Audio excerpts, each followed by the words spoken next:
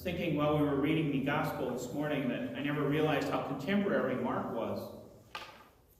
Because he said that these teachings were coming from Jesus when Jesus was in the house. Okay, I knew that was coming. One of those things that comes to you and then you think, oh, that'll be great. And no, not so much. I want to warn you about something else this morning. If you like your sermons to have a neat, cut and dried conclusion, you may not like this one very much. And the second thing is, I did promise somebody yesterday that it was going to be 25 minutes. But unfortunately, it won't be. So, I hope you can contain your disappointment.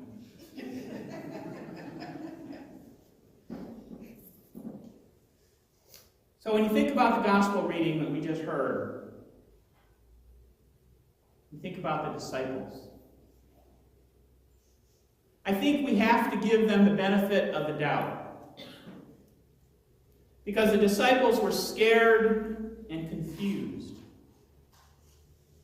For the second time now, according to the Gospel of Mark, Jesus has predicted his own betrayal and death to them.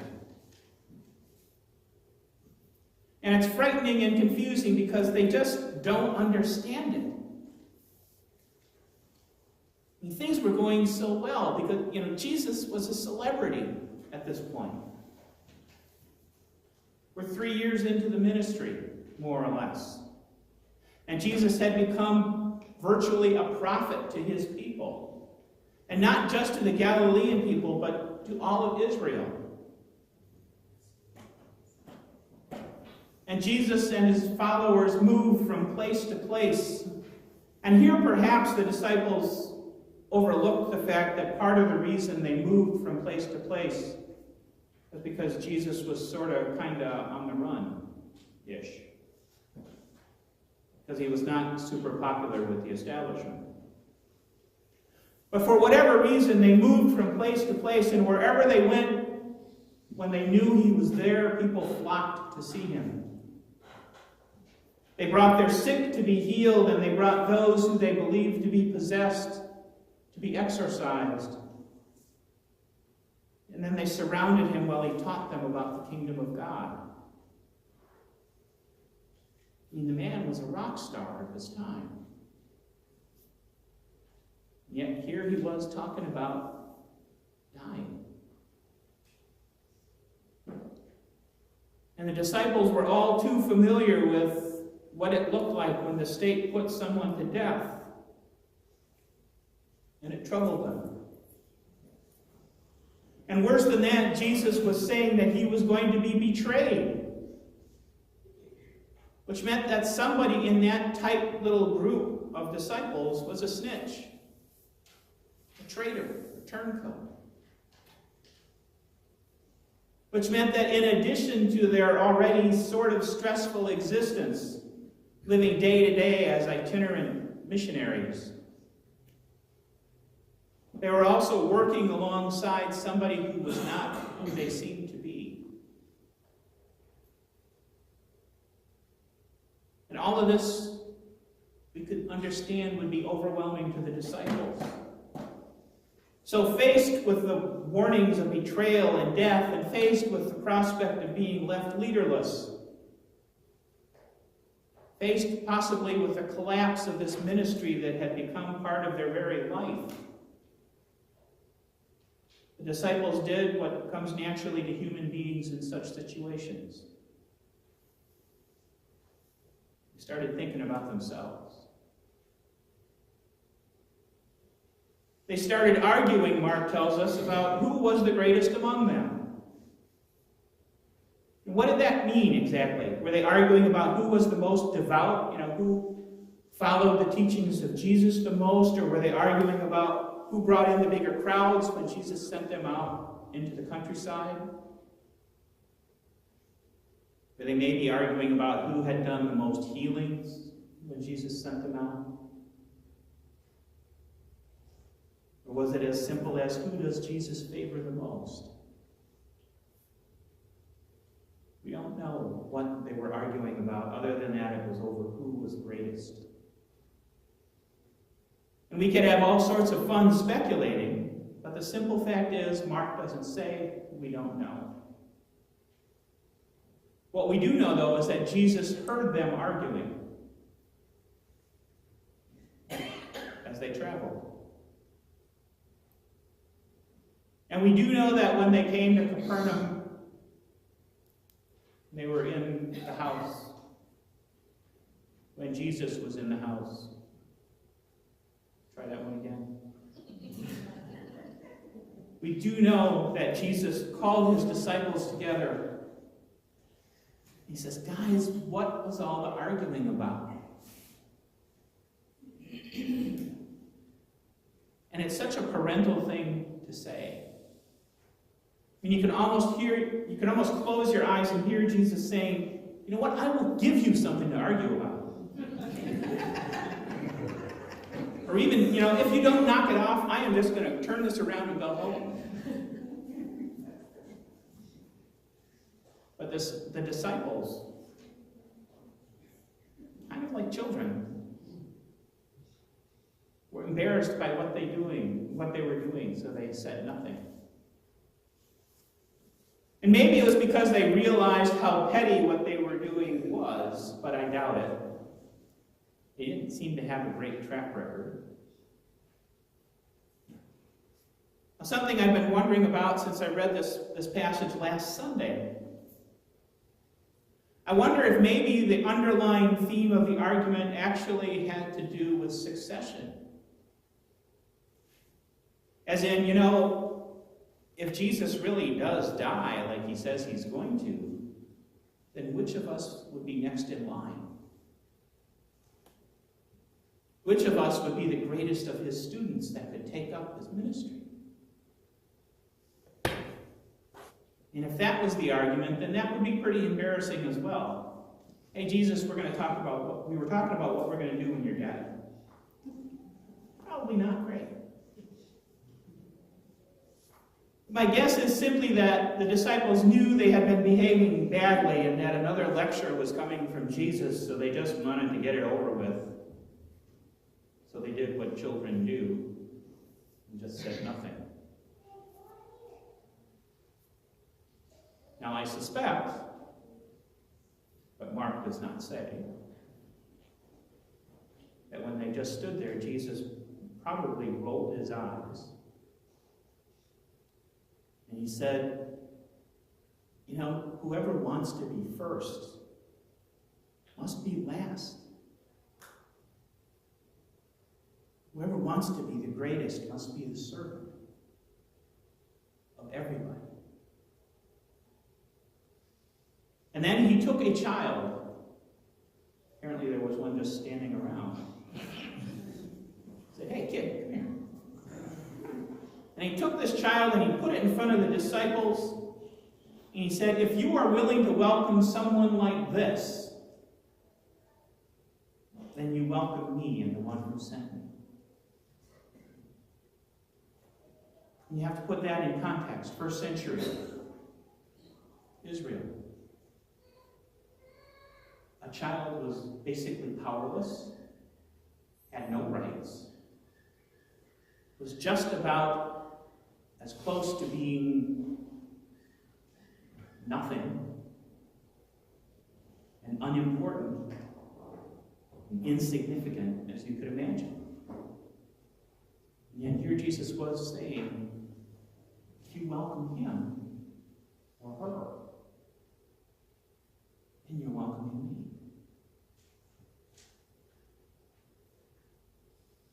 And that was a confounding statement for the disciples. It was one of those mind-blowing moments that Jesus liked to drop on them every once in a while. Because here Jesus took the idea of what it meant to be great, and he separated it from the idea of being powerful. Jesus took the idea of what it meant to finish first and said, it doesn't matter who wins or even if you win. But what matters is what you do and who you do it for and why. It doesn't matter how powerful you are. It matters how much of a servant you are willing to be. And that is a profoundly world-changing idea. If we would only just listen to it.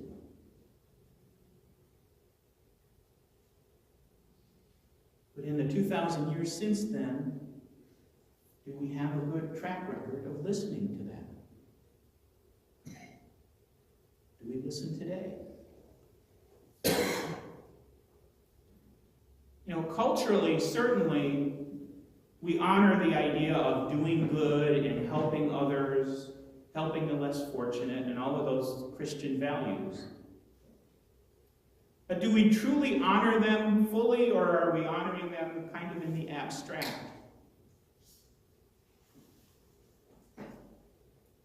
We say we honor values like truthfulness and morality and a willingness to help others, and yet we will use the term Boy Scout as a pejorative. As in, that guy's a real Boy Scout. And that's generally not meant as a sincere compliment. Or we'll dismiss somebody, they're just a do-gooder. It typically means that they're just, kind of a naive crusader. They're not grounded in the real world. But then if there is somebody who is crusading to do something good, and the real world is fighting against them, is the problem with the person who's trying to do good, or is it with the real world? I'm going to borrow very heavily for a moment from an essay by a guy I've used before. His name is David Lowe's. And I'm going to ask you to imagine something for me. I like these imagination exercises. I want you to imagine what society would look like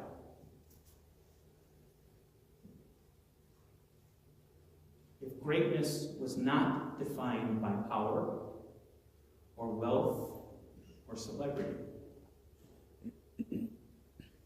but was instead defined by how much we share with others, how much we serve others, and how much we love others. I want you to imagine a society where people regularly tried to outdo each other in performing acts of kindness and service, instead of acquiring things. Imagine a society where reality TV shows would follow people around as they tried to do the most good and help as many people as they could.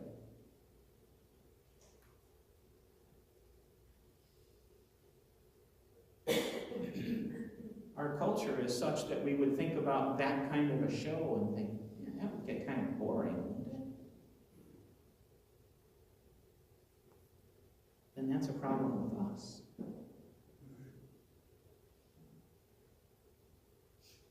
We hear the words of Jesus, but we don't exactly process them as we should. In the United States today, 1 out of 6 people aren't sure if they're going to eat. Imagine what the society would look like if the other 5 of us took responsibility for feeding them instead of leaving it to a government program or some other agency. We said, you know what? We know somebody in that situation. We'll feed them. According to the Christian Science Monitor, Americans waste about 30 million tons of food per year. That might just be our refrigerator.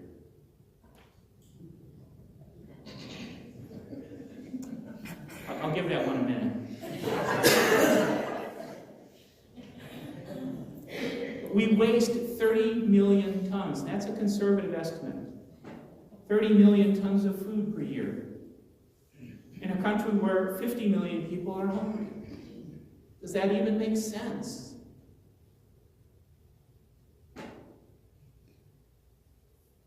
In a society that actually believed what Jesus said, the answer to that question would be no, that makes no sense at all. And we would figure out how to balance those things out. We're not there yet. I don't want to go too far down this rabbit hole, but it was an example. I mean, I just wanted to kind of help you get the picture. But the criteria are laid out pretty clearly by Jesus. If you want to be great, make yourself less. If you want to be first, make yourself last.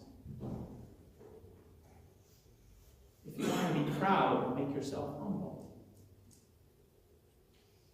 And every worldly fiber of our being says, you know what? No, that's not practical. That's not how the real world works. Every bit of human nature within us tells us that we have to look after our own first, and that's just the way the world works. And I think if we said that to Jesus, his answer would be, actually, no, that's not the way the world works. Not the world my Father created. Maybe after you guys got done with it, but not the original world. So where does that leave us? I don't know.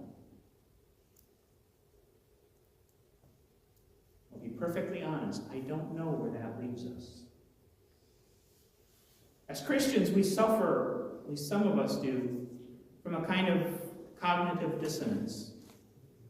We exist in a state where, on the one hand, we know what Jesus has said very clearly, and on the other hand, we've been raised and trained and are influenced by society to act in a certain way that is at odds with what we know to be right.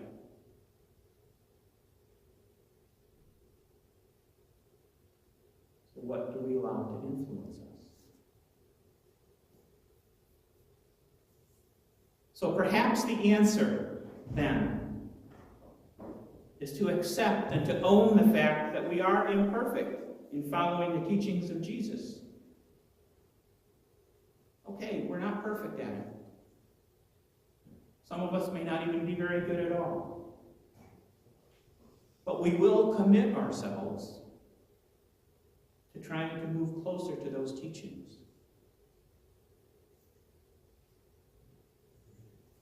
Maybe the answer is to make a commitment to move closer to making ourselves less, and to thereby become more. To move closer to making ourselves last, and so to become first. And to commit ourselves to moving closer to being truly humble, and thereby becoming great. Maybe the answer is to empty ourselves, and so to be filled by the grace of God and the love of Jesus Christ.